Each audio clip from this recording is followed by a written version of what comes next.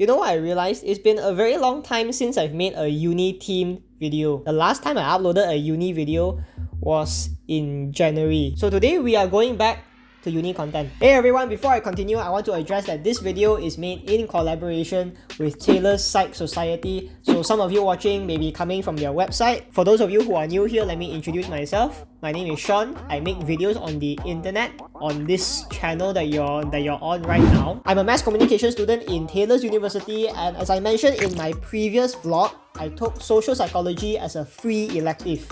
So let's talk a little bit about that. First things first. Now, even though this is a video made in collaboration with Taylor Psych Society, it's not gonna be a video where I say you must join this club or you must take this degree. I'm not even a part of Taylor Psych Society myself. Basically what happened is the very nice people at Taylor Psych Society reached out to me and they want me to make a video where I talk about my experiences taking social psychology as a free elective from a mass communication student's point of view. It's gonna be 100% honest. So hopefully after watching this video, regardless if you're a mass communication student, you can decide for yourself whether you want to take social psychology or not. Let's begin. Mosquito. I'm gonna start off with some things that I think you should know before taking this subject. Number one, the class is big. And I'm not talking about 50, 60 students big. I'm talking about nearly 200 students big. That's not necessarily a good or bad thing. It really comes down to your preference. There's definitely some pros and cons, but I'm not gonna go deep into that today. We have a lot of things to cover. I'm just letting you know that the class is extremely big compared to other classes, so you have an early expectation of what the class is gonna be like, so you don't get surprised or shocked. Number two, do I recommend taking this subject in a short semester? Based on the workload, yes, I think the assignments and tasks that we have to complete, they are not too daunting and they are manageable in a short semester. And this is coming from a student who is not majoring in psychology. Psychology is a science module, so it's very information, very concept heavy. You have a lot of things to learn. A long semester is 14 weeks and a short semester is 7 weeks. That is half the time. And I think it's quite challenging to absorb a full semester's worth of content in a short semester. At the end of the day, I think it really all comes down to your study habits, your time management, and of course, most importantly, how interested and invested you are in the subject you're taking. Personally, I think I could have gotten more if I took this in a long semester. Just saying. Another thing I want to point out is social psychology is not the only psychology module you can choose from. There's also cognitive psychology and developmental psychology, and I'm sure there's more. What I've heard from my psychology friends is cognitive psychology is way harder than social psychology. Definitely do a little bit of research on the subjects that you plan to take before you sacrifice your mind and soul to them, because based on experience, you know, sometimes the name of the subject and what the subject actually is do not align with each other. You know, I'm sure that some of you may agree with me on this. Another thing about social psychology that I want to share with you is about the lecturers and tutors over there. I think they are super friendly,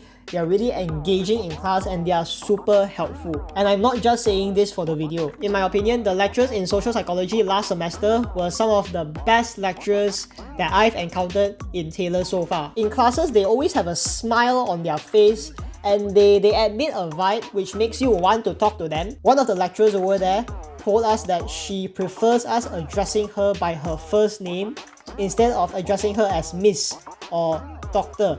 And that's super weird and super cool at the same time. That's something that you almost never hear a lecturer say. And the main social psychology lecturer, she always tries her best to make the class as fun and engaging as possible. Her classes are 2 hours, but to be honest, it really doesn't feel that way, because in between, she often lets us play these fun psychology personality tasks which are surprisingly quite accurate. So based on my experience, the lecturers in social psychology, thumbs up, they are super chill and super cool people.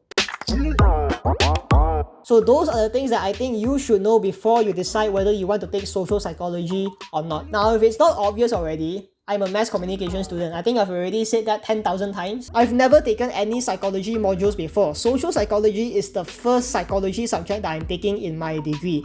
And to be honest, I didn't really know what to expect. But after taking social psychology for one semester, I realized that the things that I'm learning over here can be quite helpful for me in the future. And for this video, I've listed down some points on how social psychology can be related to mass communication, or at least how social psychology can help us in the future. Please do not click away if you're not a mass communication student. I'm gonna start off with an obvious one. The first point is working with people. Being a creative means you are bound to work with a team. It really comes in a package. You cannot avoid this.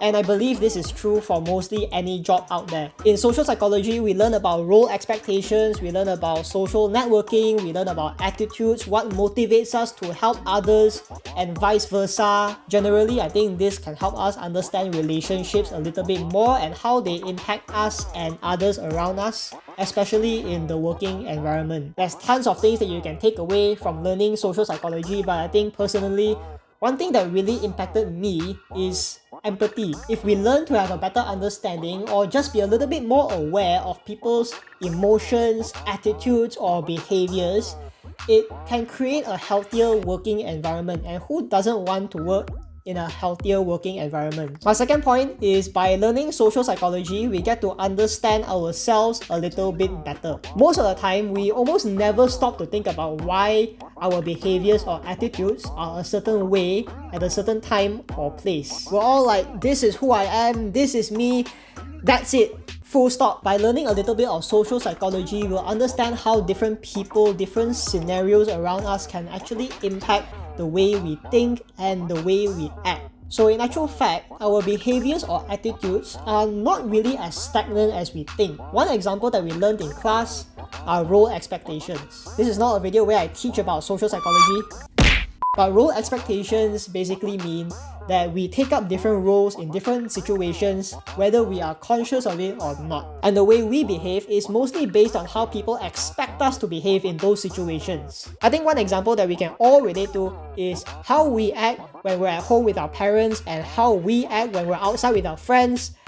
Is totally different. So yeah, social psychology can help us understand ourselves a little bit more, and who knows, maybe we'll even discover things that we don't even know about ourselves. My third point is by learning social psychology, we get to understand our audiences a little bit more. Basically, this is how it can help us attract our tribe. Now we're moving a little bit deeper into the creative world. As a content creator, big or small, it is really important that we understand and attract the right audience based on our niche. That is essentially what audience demographics in our analytics are for.